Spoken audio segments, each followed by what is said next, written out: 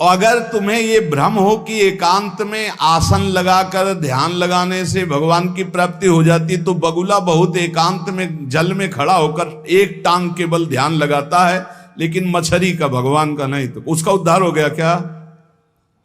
ये तुकाराम जी की बात है। अगर तुम्हें ऐसा भ्रम हो गया हो कि कोई एकांत गुफा हो, घुस जाऊं बस वहां भगवत प्राप्ति हो जाएगी, तो चूहा और सांप रात दिन बिल में रहते हैं, इनको भगवान की प्राप्ति हो गई क्या?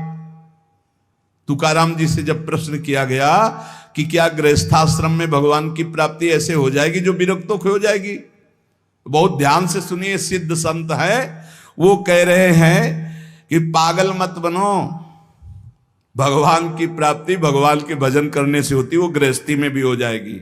अगर तुमको लगता है कि वन में रहने से भगवान मिल जाते हैं, तो हिरण को मिल जाते, खरगोश को मिल जाते, बाघ को मिल जाते, सब ब्रह्म प्राप्त हो जाते। अगर तुमको लगता है कि एकांत में ध्यान लगाने से मिल जाते, तो बगुला जल में खड़ा होकर एक टांग केवल ध्यान लगाता है, लेकिन मछली आई गट्ट से खाया फिर शांत खड़ा है,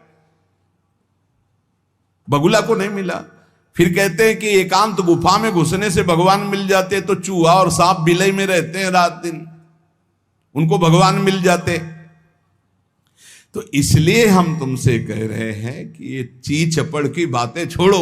तुकाराम जी कह रहे हैं घर में विट्ठल का मंदिर बना, घर को ही विट्ठल का मंदिर बनाओ, ठाकुर विराजमान करो, आप सेवक हो जाओ, बढ़िया भोग लगा के पाओ, नाम कीर्तन करो, कथा वार्ता करो, अपने कर्म को भगवान को अर्पित कर दो, भगवान की प्राप्ति हो जाएगी। बहुत सहज है गृहस्थ में भगवत प्राप्ति करना।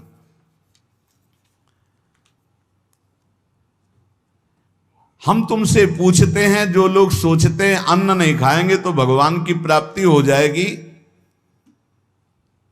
तो कितने ऐसे जीव हैं हमारी प्रकृति में? तुकाराम जी कह रहे हैं ये बड़े महापुरुष हैं, किसी के कहो सांप खाता अन्न, करे क्या धान बक भी, कपट भरा भीतर भरा उदर मल से, करे चूहा भी एकांत गदहा भी भभूत रमावे, तुका जल नक्रालय काग ही नहाय कहो। तो क्या अन्न न खाने से भगवान मिल जाएंगे? अगर हां, तो बहुत से पक्षी ऐसे हैं जो केवल फलाहार रहते हैं, बहुत से ऐसे हैं जो घास चर के रहते हैं, ना वो अन्न खाते हैं ना कुछ और, कुछ है फलाहार, कुछ है तृण चरते हैं, कुछ है पानी पी के केवल रहते हैं। भैया केवल पानी से इन सबको भगवत साक्षात्कार हो जाता है क्या? केवल पानी से रह रहे तो भगवत साक्षात्कार हो जाएगा, केवल फलाहार रहे तो उनको भगवत साक्षात्कार हो जाएगा। तुकाराम जी कहते हैं कितने हैं वायु भक्षण करते, केवल वायु पी करके जीते हैं, भीतर कपट भरा है, बाहर ये सब छोड़ रहे हो, कुछ लाभ नहीं मिलना है। चूहा बिल में एकांत में रहता है, भगवत प्राप्ति हो गई। गदहा खूब धूल में ऐसे लौटता, धूल लगाने से तो क्या उसे भगवत प्राप्ति हो गई, महापुरुष है। जल में घड़ियाल रहता है, भगवत प्राप्ति हो गई। कौआ भी जाके गंगा स्नान करता है, जल स्नान, भगवत प्राप्ति हो गई।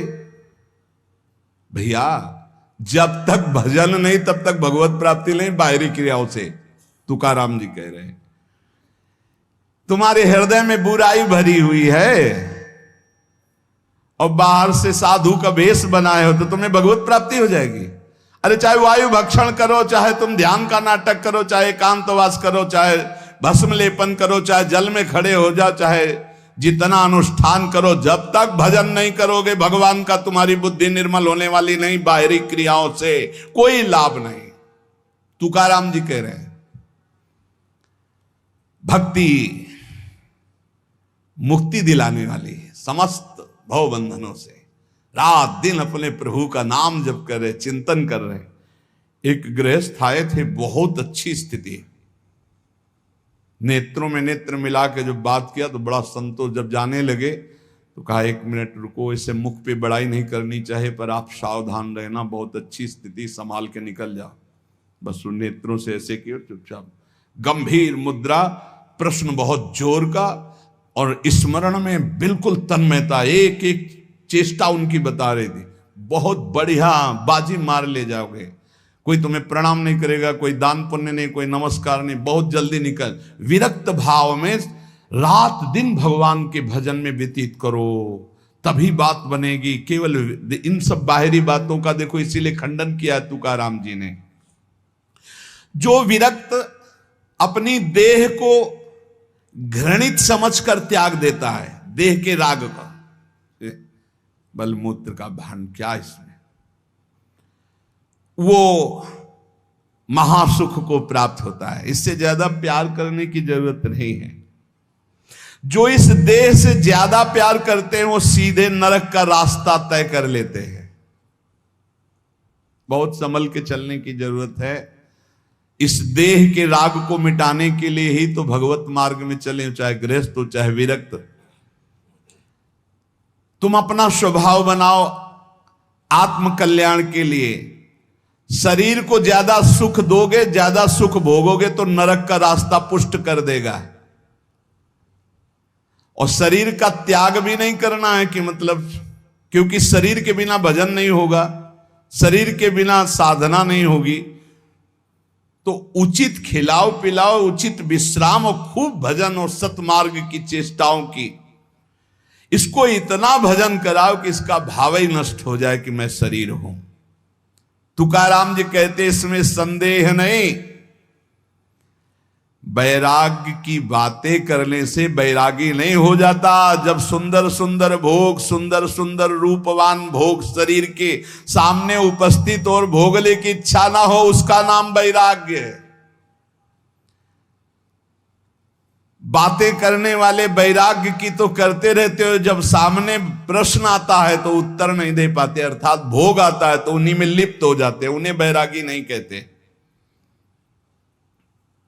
इसीलिए हम कह रहे हैं कि अपने मुख से नाम नाम नाम, निरंतर नाम जप करो। यदि मुख नहीं नाम जप रहा तो ये जिह्वा टुकड़ा है मांस का, और मुख जो है मांस का एक कुंड मात्र है। नाम जप करो, सदगुरु प्रदत्त नाम जप करो। तुका कह रहा है सदगुरु की महिमा। सदगुरु कोई मनुष्य नहीं है। चितनासी न लगे बेल काहीं, तया न लगे मूल, वाचे सदा सर्वकाल राम कृष्ण हरि गोविंद। गुरुदेव ने जो नाम दिया है वो कोई मनुष्य नहीं, वो साक्षात राम कृष्ण हरि ही है। बंदो गुरुपद कंज कृपा सिंधु नर रूप हरि। उन्होंने चिंतन के लिए तुम्हें जो दिया है, सारा समय उस चिंतन में लगा दो। अमूल्य है तुम्हारा जीवन। हर समय राम कृष्ण हरि गोविंद नाम जिह्वा पर बना रहे। चिंतन नासी न लगे बेल सर्वकाल करावे। चिंतन के लिए कोई समय नहीं है ऐसा कि हम नहा धो के फिर चिंतन करेंगे। अगर शौचालय में ही मृत्यु हो गई तो हर समय नाम जप, हर समय नाम जप। सदा राम कृष्ण हरि गोविंद का चिंतन करो। एक सत्य सार यही है, ना फलाहार रहने से, ना जल पीने से, ना वायु भक्षण से, ना इन सब बाहरी बातों से भगवत प्राप्ति नहीं होती। भगवत प्राप्ति होती सदैव भगवत चिंतन करने से, नाम चिंतन करने से। भगवान नाम कीर्तन भगवान की प्रसन्नता के लिए, भगवत कथा भगवत प्रसन्नता के लिए। तुकाराम जी कहते हैं गीता है, श्रीमद् भागवत है, ये भगवान की प्राप्ति के लिए चर्चा हो रही है। जो भगवत प्रसाद रूप मिल जाता है उससे जीवन यापन का, जब तक जीवन है हमें हर समय भगवान नाम जब, भगवत कथा, भगवत भक्तों का संग, यही करना है। प्रभु के नाम की महिमा प्रभु ही समझ सकते हैं, दूसरा कोई नहीं समझ सकता। या प्रभु समझा दे पुरुषोत्तम तो समझ पावे। कर्म के फेर में पड़ा हुआ जीव अगर अट्टहास करके नाम पुकारने लगे तो कर्म बंधन नष्ट हो जाए। राधा राधा राधा जोर से चीख चीख कर, तो बोले कर्म बंधन विध्वंस होते हैं। जितने के कानों में नाम पड़ेगा सबका मंगल होता चला जाएगा। तुकाराम जी कहते जो मैं कह रहा हूं उसे सुनो।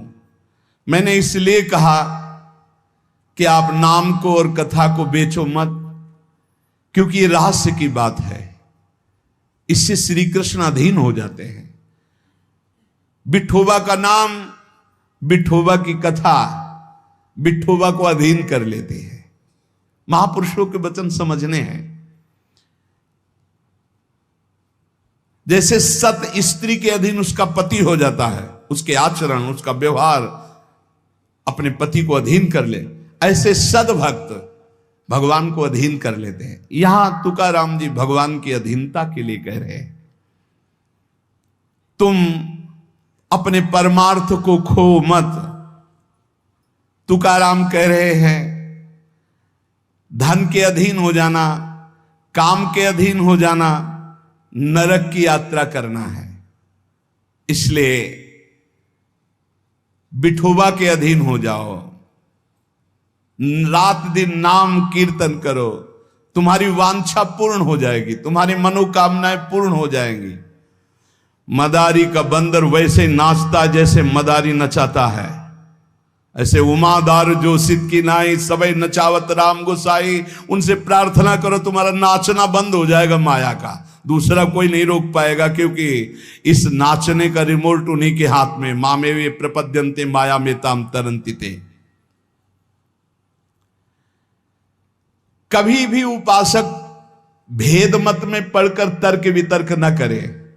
हरि हर सब एक हैं, हरि हर सब एक हैं। जैसे पीछे कहा था ठाकुर ठाकुर सब एक है, संत संत सब एक। और जो संतन का सेवन करे सो जागे शुद्ध विवेक।